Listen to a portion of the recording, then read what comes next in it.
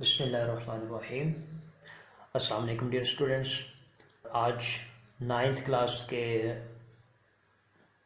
Mathematics के lecture में हम मौजूद हैं और आज का हमारा टॉपिक है मैट्रिसेस एंड इट्स डिटर्मिनेंट्स, जिसमें हम कुछ चीज़ें जो हैं वो इन फॉर्म ऑफ डाटा जो है वो स्टडी करते हैं। ये हमारे एक स्टूडेंट ने 8वीं क्लास में मुख्तलिफ़ टेस्ट दिए और टेस्ट के अंदर उनके मार्क्स कैसे आए उसको हम एक टेबल की शेप में लिखने की कोशिश करते हैं। हमारा एक स्टूडेंट था,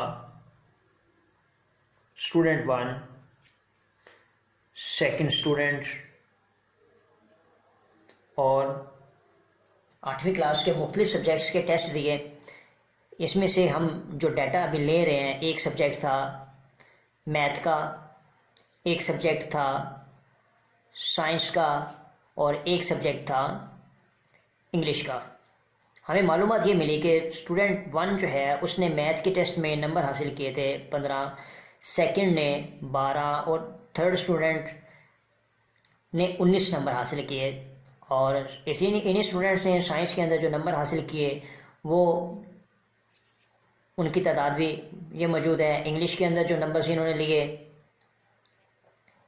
ये भी हमने यहाँ नोट किए। ये हमारे पास एक छोटा सा टेबल है जिसको हम टेबल की शक्ल में यहाँ पर दिखा रहे हैं। ये एक छोटा सा टेबल बन गया हमारे पास। अब इसी टेबल को हम यहाँ सब्जेक्ट्स लिखे हुए हैं, यहाँ स्टूडेंट्स के नेम लिखे हुए हैं, यहाँ हमारे पास सब्जेक्ट्स के नेम लिखे हुए हैं और इसके दरमियान में जो डाटा इन स्टूडेंट्स ने नंबर हासिल किए वो इन शेप ऑफ डाटा हमारे पास यहाँ पर नोट है। हम फ़र्ज़ करते हैं कि हम ये डाटा जो है ये इस टेबल से उठाते हैं, उठाकर इसको हम दोबारा लिखते हैं। इसी शेप के अंदर हम लिखने की कोशिश करते हैं 15, 12, 19, 7, 8, 9, 12, 13, 15। ये वही टेबल है, ये वही डाटा है जो हमारे पास लिखा हुआ था और हमने इसको बग़ैर लाइनों के, जो टेबल के अंदर जो लाइनें लगाई जाती हैं, इन लाइनों से उठाकर हमने खाली डाटे को लिख दिया। अब इस डाटे को एक ख़ास शक्ल के अंदर अगर हम लिखना चाहें, इस शक्ल में जो लिख दिया इसके ख़ास अंदाज से लिखना यूँ चाहें कि इसको हम, मैथमेटिक्स की एक टर्म होती है जिसको हम उर्दू में पढ़ा करते थे और इंग्लिश में भी इसको, ये जिन स्टूडेंट्स ने पढ़ा हुआ है वो इसको एक कहा करते थे ब्रैकेट। ये छोटी सी एक यूँ करके लगती है, एक यूँ करके शेप लगती है। इसी तरह से एक ब्रैकेट जो है वो उसकी शक्ल ये भी होती है। इसी तरह से कुछ स्टूडेंट्स ने ब्रैकेट जो है वो इस शक्ल की भी देखी होगी। बिल्कुल, ये तीनों ब्रैकेट्स हैं, ये भी ब्रैकेट है, ये भी ब्रैकेट है और ये भी ब्रैकेट है। ये तीनों जो हैं ये ब्रैकेट्स हैं। इन ब्रैकेट्स को हमने यहाँ पर, ये जो डाटा हमने बगैर लाइनों के ये उठाया था, यहाँ लिखा था, इसको ब्रैकेट्स के अंदर हमने बंद कर दिया।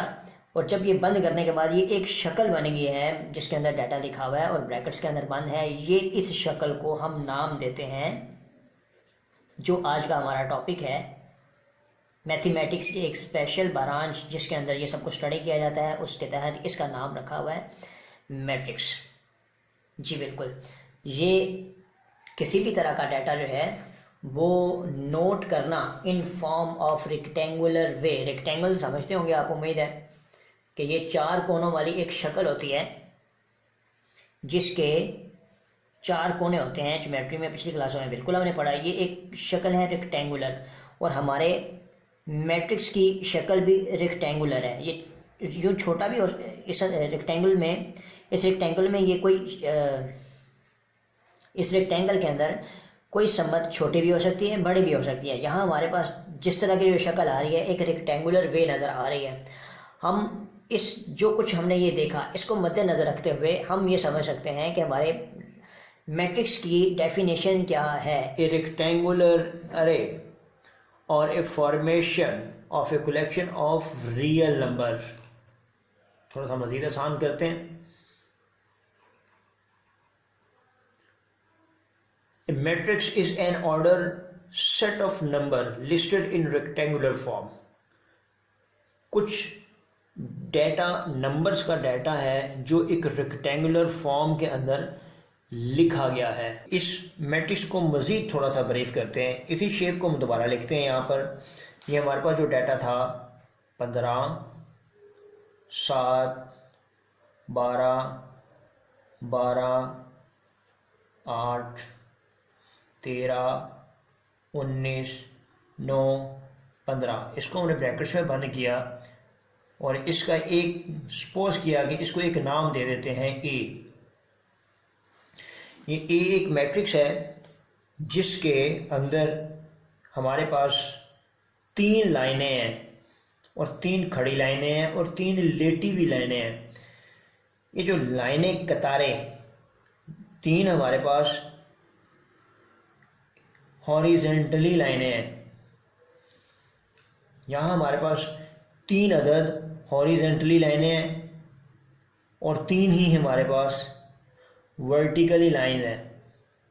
अब ये लाइंस की अगर हम बात करें तो हमारे पास क्या है, जो ये हॉरिजेंटली लाइंस हैं ये कितनी हैं, 1, 2 एंड 3। और अगर वर्टिकली हम बात करते हैं तो वर्टिकली कितनी लाइनें हैं, ये कतार 1 है, ये कतार नंबर 2 है, ये कतार नंबर 3 है। मैट्रिक्स के अंदर हमें ये याद रखना होगा कि हम यहाँ पर मैट्रिक्स के अंदर 2 चीज़ों को काउंट करते हैं, rows, ROWS, rows, and columns, COLUMNS, columns. Horizontally shape के अंदर जो लाइनें हैं ये हॉरिजेंटल है, ये हॉरिजेंटल है, ये हॉरिजेंटल है। इन तीनों को हम यहाँ पर मैथमेटिक्स के अंदर नाम देते हैं रोज़ का। और जो वर्टिकली हमने अभी बात की कि ये एक वर्टिकल लाइन है, एक ये वर्टिकल लाइन है, एक ये वाली वर्टिकल लाइन है। इन वर्टिकल लाइंस के को हम नाम देते हैं कॉलम्स का। Now, what is the definition of rows of matrix? In matrix A, the entries presented in horizontal way are called rows. In this matrix, there are 3 rows as known by R1, R2, R3 of the matrix. Similarly, columns of a matrix. In matrix B, which is showing in our figure, in matrix B, all the entries presented in vertical way are called columns of the matrix. In same matrix, matrix B, there are 3 columns as shown by C1, C2 and C3. हम कह सकते हैं कि हमारे इस matrix A के अंदर कितनी लाइनें हैं, 1, 2, 3, यानी 3 कॉलम्स हैं यहाँ पर। और इस तरह से लाइनें कितनी हैं, 1, 2, 3, 3 हमारे पास कितनी है जी, क्या कहेंगे इनको, हम रोज कहेंगे। हमारे पास 3 रोज हैं। यहाँ एक बड़ा अच्छा कंसेप्ट हम सीखने वाले हैं कि हमारे इस शेप के अंदर, जिसको हमने नाम दिया मैट्रिक्स का और उसका नाम रख दिया हमने, क्योंकि मैट्रिक्स बहुत सारे हो सकते हैं, हमने पहचान के लिए इस एक मैट्रिक्स का नाम रखा कि इसको ए मैट्रिक्स कहते हैं। अब ए मैट्रिक्स के अंदर, ए मैट्रिक्स में कितनी रोज हैं, अभी हमने देखा रोज, ये जो हॉरिजेंटली लाइनें चल रही हैं, हॉरिजेंटली यूं और वर्टिकली इस तरह। हॉरिजेंटल याद रखिए यूं और वर्टिकली यूं। तो अब ये हॉरिजेंटली कितनी है, 1, 2 और 3। तो 3 हमारे पास रोज हैं। मल्टीप्लाई कितने कॉलम्स हैं, कॉलम जो है वो हमारे पास वर्टिकली शेप में, ये वर्टिकल है, ये वर्टिकल है, ये वर्टिकल है। 1, 2, 3, 3 number of rose and number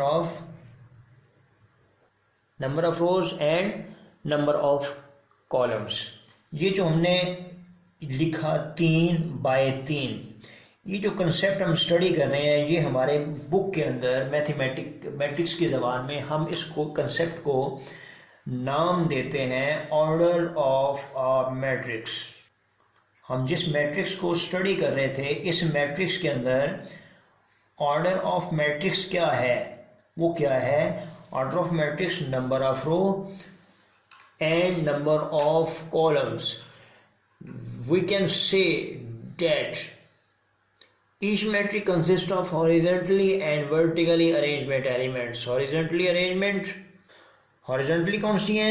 horizontally ये है 1, horizontally second ये, horizontally third ये. हमारे पास horizontally जो अरेंजमेंट है इनको नाम देंगे रोज का, और vertical ये 1 vertical, second vertical, third vertical इनको नाम देंगे हम कॉलम्स का.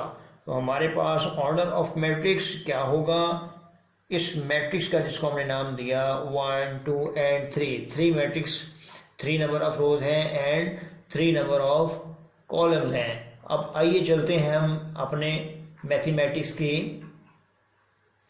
अपनी टेक्स्ट बुक की एक्सरसाइज नंबर 1 की तरफ. आप जैसे स्क्रीन पर देख रहे होंगे क्वेश्चन नंबर 1 हमें दिखाया जा रहा है. Find the order of following matrices. यहाँ पर मैट्रिसेस चंद एक दिए गए हैं A to H, और ये A to H जो मैट्रिसेस हैं यहाँ पर हमें कहा जा रहा है कि यहाँ पर हम इनके ऑर्डर फाइंड करें. वो ऑर्डर फाइंड करते हुए आइए देखते हैं. सबसे पहले हमारे पास A मैट्रिक्स क्या लिखा हुआ है? A मैट्रिक्स में डाटा क्या है? Exercise number 1.1 question number 1A of 1. Here we just say that A matrix is 2, 3, -5 and 6. हमें क्या फाइंड करना है? Order. Find the order of this matrix.